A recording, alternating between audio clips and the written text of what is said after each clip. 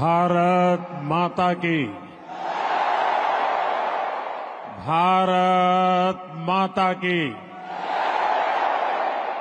भारत माता की। नमस्कार।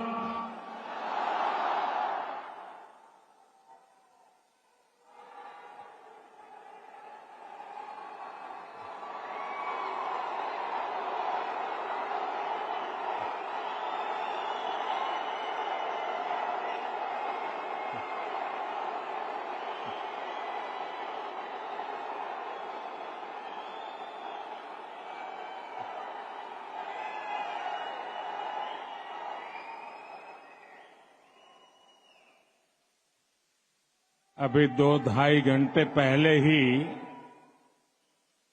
मैं कुवैत पहुंचा हूं और जब से यहां कदम रखा है तब से ही चारों तरफ एक अलग ही अपनापन, एक अलग ही गर्मजोशी महसूस कर रहा हूं। यहां पर नॉर्थ, साउथ, ईस्ट, वेस्ट, हर क्षेत्र के अलग अलग भाषा बोली बोलने वाले लोग मेरे सामने नजर आ रहे हैं, लेकिन सबके दिल में एक ही गुंज है।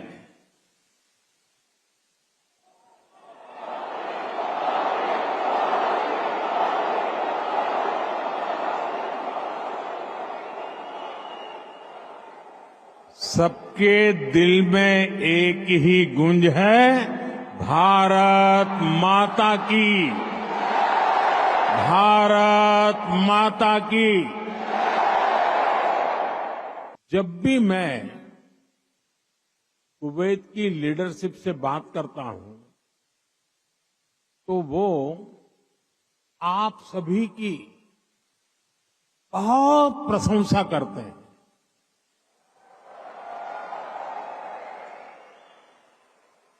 कुवैत के नागरिक भी आप सभी भारतीयों की मेहनत, आपकी ईमानदारी, आपकी स्किल की वजह से आपका बहुत मान करते हैं।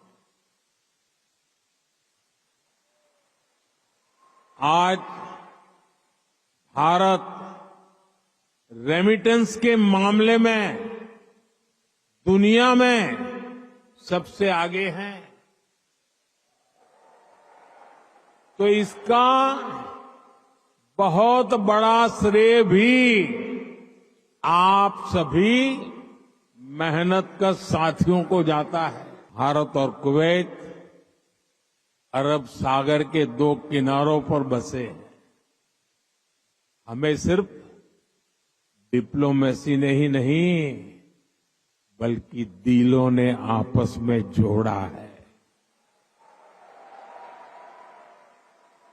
हमारा वर्तमान ही नहीं बल्कि हमारा अतीत भी हमें जोड़ता है। एक समय था जब कुवैत से मोती, खजूर और शानदार नस्ल के घोड़े भारत जाते थे और भारत से भी बहुत सारा सामान यहां आता रहा है। भारत के चावल, भारत की चाय, भारत के मसाले, कपड़े, लकड़ी यहां आती थी। भारत की टीकवुड से बनी नौकाओं में सवार होकर कुवैत के नाविक लंबी यात्राएं करते थे। कुवैत के मोती भारत के लिए किसी हीरे से कम नहीं रहे हैं।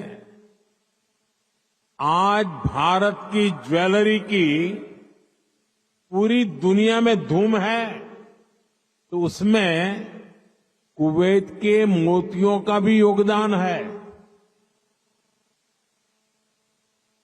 गुजरात में तो हम बड़े बुजुर्गों से सुनते आए हैं कि पिछली शताब्दियों में कुवैत से कैसे लोगों का, व्यापारी कारोबारियों का आना जाना रहता था। हम पूरे विश्व को एक परिवार मानते हैं। भारत एक विश्व बंधु के रूप में दुनिया के भले की सोच के साथ आगे चल रहा है और दुनिया भी भारत की इस भावना को मान दे रही है। आज 21 दिसंबर 2024 को दुनिया अपना पहला वर्ल्ड मेडिटेशन डे सेलिब्रेट कर रही है। ये भारत की हजारों वर्षों की मेडिटेशन परंपरा को ही समर्पित है। 2015 से दुनिया 21 जून को इंटरनेशनल योगा डे मनाती आ रही है। ये भी भारत की योग परंपरा को समर्पित है। साल 2023 को दुनिया ने इंटरनेशनल मिलेट ईयर के रूप में मनाया। ये भी भारत के प्रयासों और प्रस्ताव से ही संभव हो सका। मुझे याद है, his highness crown prince of Kuwait ने न्यूयॉर्क में हमारी मुलाकात के दौरान एक कहावत का जिक्र किया था। उन्होंने कहा था, When you are in need, India is your destination.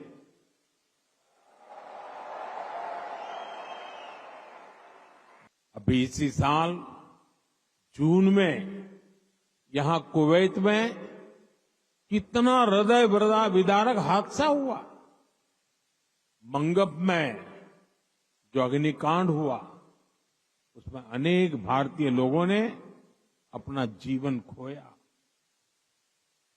मुझे जब ये खबर मिली तो बहुत चिंता हुई थी, लेकिन उस समय कुवैत सरकार ने जिस तरह का सहयोग किया, वो एक भाई ही कर सकता है। मैं कुवैत के इस जज्बे को सलाम करूंगा। भारत लगातार डिजिटली स्मार्ट हो रहा है और ये तो अभी शुरुआत है। भविष्य का भारत ऐसे इनोवेशन की तरफ बढ़ने वाला है जो पूरी दुनिया को दिशा दिखाएगा। भविष्य का भारत दुनिया के विकास का हब होगा, दुनिया का ग्रोथ इंजन होगा। वो समय दूर नहीं जब भारत दुनिया का ग्रीन एनर्जी हब होगा।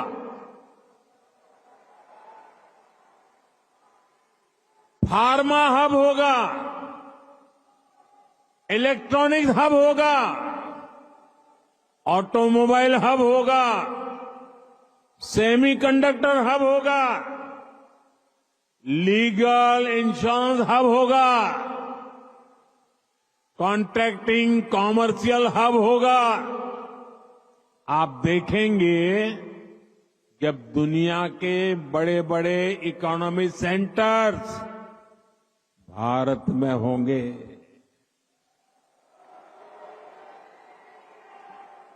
ग्लोबल कैपेबिलिटी सेंटर्स हो, ग्लोबल टेक्नोलॉजी सेंटर्स हो, ग्लोबल इंजीनियरिंग सेंटर्स हो, इनका बहुत बड़ा हब भारत बनेगा। इसी साल 8 से 10 जनवरी तक भुवनेश्वर में प्रवासी भारतीय दिवस का आयोजन होगा। दुनिया भर से लोग आएंगे। मैं आप सबको इस कार्यक्रम के लिए आमंत्रित करता हूं। इस यात्रा में आप पुरी में महाप्रभु जगन्नाथ जी का आशीर्वाद ले सकते हैं। इसके बाद प्रयागराज में आप महाकुंभ में शामिल होने के लिए प्रयागराज पधारिए। ये 13 जनवरी से 26 फरवरी तक चलने वाला है, करीब 1.5 महीना। 26 जनवरी को आप गणतंत्र दिवस देखकर ही वापस लौटिए। और हां, आप अपने कुवैती दोस्तों को भी भारत लाइए, उनको भारत घुमाइए। यहां पर कभी एक समय था, यहां पर कभी श्री दिलीप कुमार साहब ने पहले भारतीय रेस्तरां का उद्घाटन किया था।